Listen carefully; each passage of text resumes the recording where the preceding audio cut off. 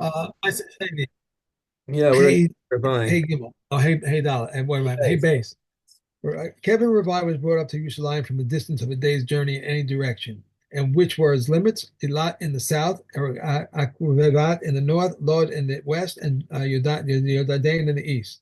When the produce became plentiful, they decreed that it should be redeemed near the wall, and it was stipulated that whenever they wished, the procedure would be restored to its former state. Rabbi Yossi says the condition was made after the destruction of the temple, and the condition was once that temple is rebuilt, the procedure would be restored to its former state. Karen Levi, Beis Shammai says it is not liable to the fifth or to beer, but Rabbi Hillel says it is. The Shammai says it is liable to parrot and to is liable to oyip, and the poor redeem for themselves. But Beis Hillel says all goes to the winepress. How do they redeem Neta Revi? He places the basket before three and says, how much does a person want to redeem for himself? For a seller with a provision that the expenses be borne by his household. And he puts down the money and says, anything gathered from this is redeemed with this money, so many baskets for a seller. Hey, this contrasts with the Shavias, Bashvias Podeu B'Shovio.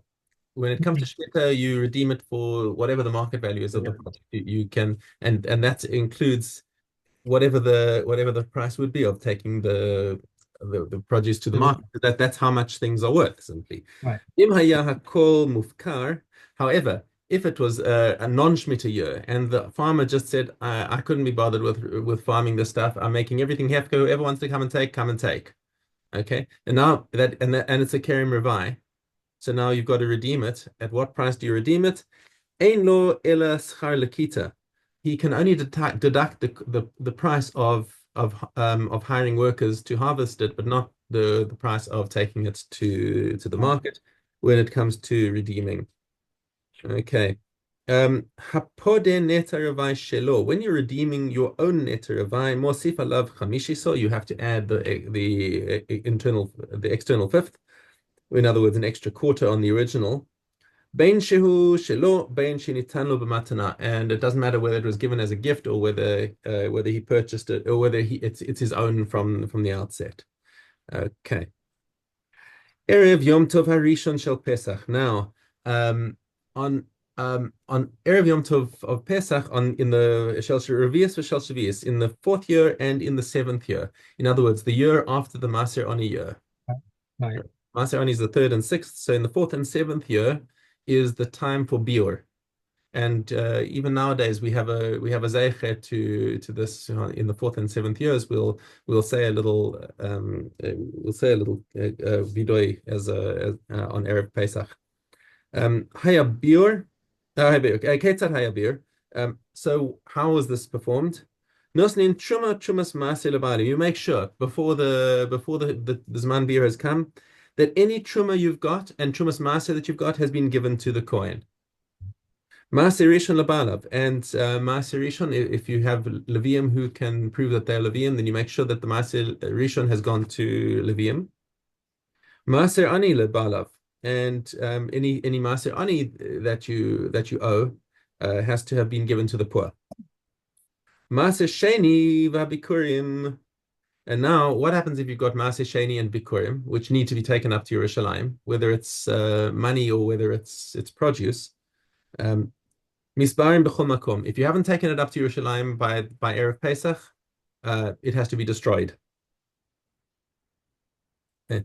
Rabbi Shimon Omer habikurim nitanin lakohanim kachuma. No, he says just give the bikurim to kohanim and like truma. But and that's how you're supposed to dispose of bikurim if you haven't taken it up to Yerushalayim yourself. However, the halacha does not follow Rabbi Shimon here. It does still need to be bikurim needs to be taken up to Yerushalayim, and it's not like a truma according to Chachamim and according to the halacha. Okay, tatavshil. What happens if you had any of these things cooked into a tavshil where they're no longer recognizable? Okay, Beis Shammai omrim tzarich levaer. They say still it has to be destroyed.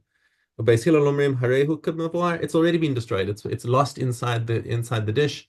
You cannot see Right. it, and even if you can taste it, it's not a question of tam ikar over here. It's not a kashrus issue. Does it still exist in its own right? And since it's been baked into a pie, it's no longer existent in its own right, and you don't have to do anything else with it. Mishnah Zayin. Misha hayulo peros bezman hazeh. Okay, so somebody who has produce nowadays um, is nowadays in the time when there's no Beis Hamikdash.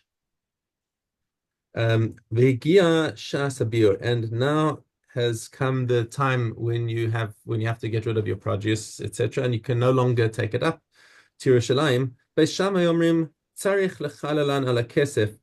So Beis Shammai say all that you have to do with your Maaser Sheni is redeem it onto coins, and that's how you can get rid of it before the Zman Biur, and the coins get put aside. Beis Hillel omrim echad shein kesef echad shein peros. Beis Hillel say it doesn't matter whether it's Maaser Sheni that's produce itself or Maaser Sheni that's in coins. It still has to be taken up to Yerushalayim. Um, you still cannot go to Yerushalayim with this produce, because there's no way because without a Beis Hamikdash, this whole mitzvah has kind of fallen away, and therefore either way it has to be destroyed, even whether it's coin or fruit. And of course we follow the halacha of Beis Hillel. Okay. Maaser Sheni Gimel Vav. If produce whose work has been completed passed through Yerushalayim, its Maaser Sheni must be brought back and eaten in Yerushalayim. If its work has not been completed, baskets of grapes to the press or baskets of figs to the drying place, Beit Shammai says that Maaser Sheni must be brought back and eaten in Yerushalayim. But Beis Hillel says it must be redeemed. It may be redeemed and eaten anywhere. Reb Shimon ben Yehuda says in the name of Reb Yossi, Beit Shammai and Beis Hillel did not disagree concerning Maaser Sheni produce whose work has not been completed, but it may be redeemed and eaten anywhere. About what did they disagree? About produce whose work has been completed. Beit Shammai says that Maaser Sheni must be brought back and eaten in Yerushalayim. Beis Hillel says it may be redeemed and eaten anywhere, but the Mai may be brought in and taken out and redeemed. If a tree stands inside but inclines to the outside, or stands outside and inclines to the inside, what faces the wall inward is considered inside, and what faces the wall outward is considered outside. Oil presses whose entrances are inside but their interiors are outside, or their entrances are outside and their interiors are inside, Beit Shammai say all is considered inside, but Beis Hillel says what faces the wall inward is considered inside, and what faces the wall outward is considered outside. The chambers built in the holy part and opening in the non-holy, their interior is not holy, but their roofs are holy. Built in non-holy and opening into holy, their interior is holy, but their roofs are non-holy. Built in the holy and non-holy, opening into the holy and non-holy, their interior and roofs above the holy and toward the holy are holy, and above the non-holy and toward the non-holy are non-holy. Okay. Oh, here, this place. Okay. Shumos. All right. Shumos. His face. I'm sorry, which I have Hayal. Am I wrong? Shumos. Which Masech do you in? Oh, I took the wrong one. Sorry. Yeah. Okay. It is liable to leket, shikaka, and payah. Poor and Israelites and poor priests may gather it, and the poor Israelites may sell theirs to their priests at the price of truma, and their money is theirs. Reb Tarfon says only poor priests should gather, for they may forget and put it in their mouths. Reb Akiva said to him, if so, let only the ritually clean gather. And it is liable to Maaser and Maaser Sheni Ani, and poor Israelites and poor priests may take. But the poor Israelites must sell theirs to the priest at the price of truma, and the money is theirs. He who smites is praiseworthy, and he who threshes, how shall he do it? He must hang baskets around the necks of the animals and put them into the same kind. Thus he neither muzzles an animal nor gives it truma to eat. The product of truma is truma, and the product of that product is chulin. But the product of Teva, of Maaser Rishon, and of spontaneous growth in the 7th year, of Truma, from outside Eretz Yisrael, of Meduma, and the first fruits is Chulin. The produce of Hektish or of Maaser Sheni is Chulin, and he redeems them as at the time they were sown. Okay. Now we have to buy. Yeah. If one buys from a baker, how does he tie it? He takes a quantity sufficient for Truma Maaser and Challah and says, 1/100th of this on this side is Maaser, and the rest of the Maaser joins it. That which I rendered Maaser is rendered Truma Maaser on it, and the rest of Challah. And the Maaser Sheni in the north and the south of it, and it is redeemed with money. If one wishes to separate Truma and Truma Maaser jointly, he takes one part in 33 and 1/3 and says, 100 of what is here on this side is Chulin, and the rest is Truma for the whole. And 100 of Chulin is here, and on this side is Maaser, and the rest adjoining it is Maaser. That which I render as Maaser is Truma Maaser for it and for the rest of Challah, and Maaser Sheni in the north or the south of it is redeemed with money.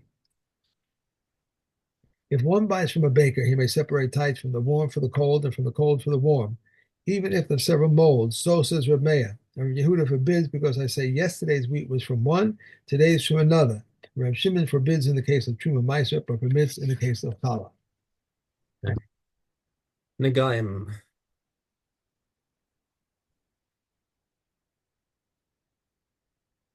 Okay. Teshei. Anywhere subject to becoming tummy from nega of Baharis impedes the status of complete spreading.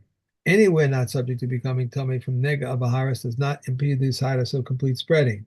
How so? The nega covered him completely except for the head or the beard, or except for a raw boil, burn, or wound, literally onto a rebellious boil, burn, or wound. If the hair of the head or beard fell out, or the boil, burn, or wound partially healed, they allow him to remain tahor.